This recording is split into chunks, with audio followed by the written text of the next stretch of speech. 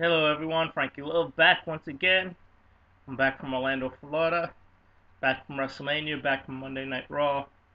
Uh, Now let's try to give you a little recap. Well, first off, the only reason why I did go down to Florida, I was comped in, got free passes and everything, so it was cool.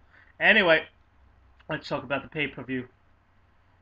WWE.com, you had to watch for the 24-man Battle Royal to decide who would fight Chavo Guerrero later in the night for the ECW World Title.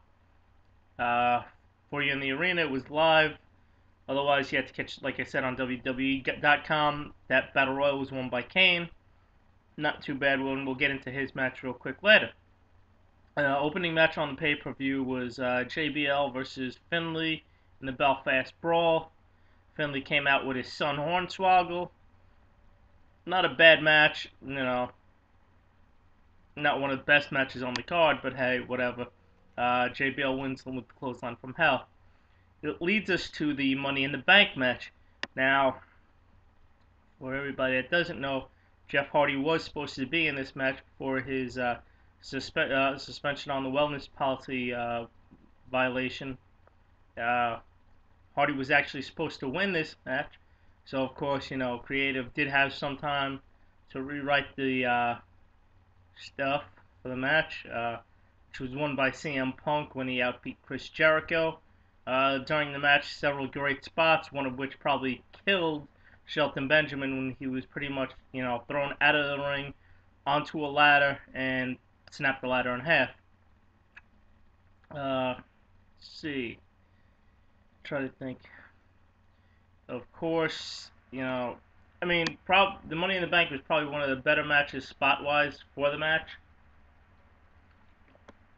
From there, I believe we went on to the Kane match with Chavo Guerrero.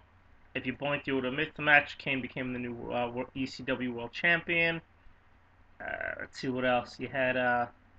You had the Playboy Bunny match between. Let's see, it was Ashley and Maria versus Beth Phoenix and Melina.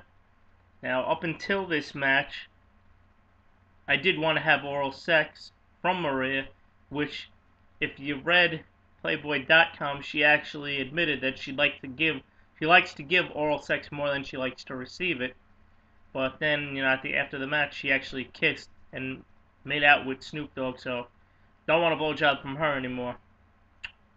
The retirement match, Ric Flair, Shawn Michaels. Great match. They did it real well. Ended it with Ric Flair telling Shawn Michaels to bring it. Basically, Flair was standing in the middle of the ring. Shawn then said, "I'm sorry and I love you," and super kicked him right in the middle of the ring for the pin. 1, 2, 3. Ric Flair's career was over. And then, of course, you had the triple threat match between Randy Orton, Triple H, and John Cena. They did a poll on wherever they did the poll. You text in your vote. 8% of the fans thought Orton would win. I think 42 said Triple H, and then the rest was Cena. So 50%, I guess, whatever. So long story short, no one expected Randy Orton to win. Triple H puts a pedigree on Cena. Orton comes by, kicks Triple H in the face. Boom, Orton gets a pin, retains the world title. Big Show Mayweather, a lot better than expected. I actually enjoyed the fact that Big Show pretty much beat the shit out of the Mayweather's whole entourage, with the exception of maybe one or two guys. It was good. Of course, you all know that Mayweather couldn't lose, getting paid $20 million. Back in WrestleMania 2 when Mr. T fought Roddy Piper, he didn't lose. WrestleMania 11 when Lawrence Taylor fought Bam Bam Bigelow, he didn't lose. They weren't going to let another outside guy lose, especially after paying him $20 million. Like I said, you could watch highlights of that on ESPN.com. You go to videos, click on boxing, and I believe it's probably still the first video that pops up. Main event of the night was Undertaker Edge. phenomenal match, probably one of the better matches on the card.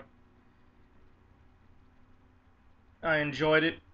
I hated the finish for the simple fact that Undertaker won. Now, like I said, they weren't gonna real. I knew deep down that they weren't gonna let the Undertaker lose his undefeated streak. Edge is one hell of a worker. He's gonna be there for a long time, long after Undertaker's gone. Uh, Following night, last night, as a matter of fact, on Raw, great show, great card, solid matches you didn't expect, matches that the endings were surprising. Ended the show with a retirement ceremony for Flair. I really like the fact that they brought in J.J. Dillon, Tully Blanchard. It was sad to see that Dusty Rhodes couldn't be there, but now with his new job after leaving creative for WWE and going down to Florida to pretty much head down their developmental league,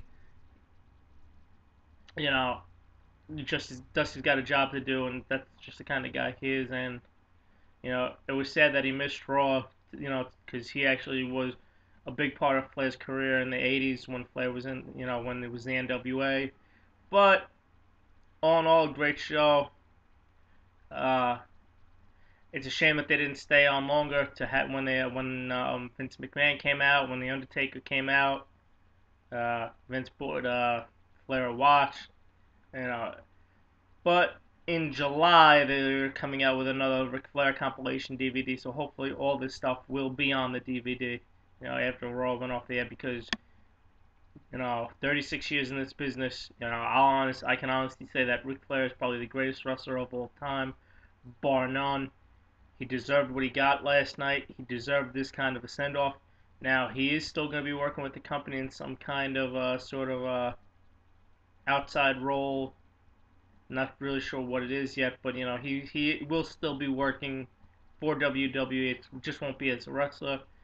If you know, it was just a great. I'll be the first person to admit WrestleMania did surprise me. It was better than I expected.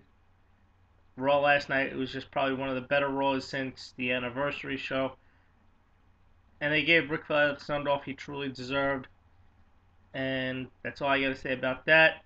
I'm Frankie Love. Remember, Love 316. When you're good, you're good. When you're better, you're me. I'm Frankie Love, and I'm out.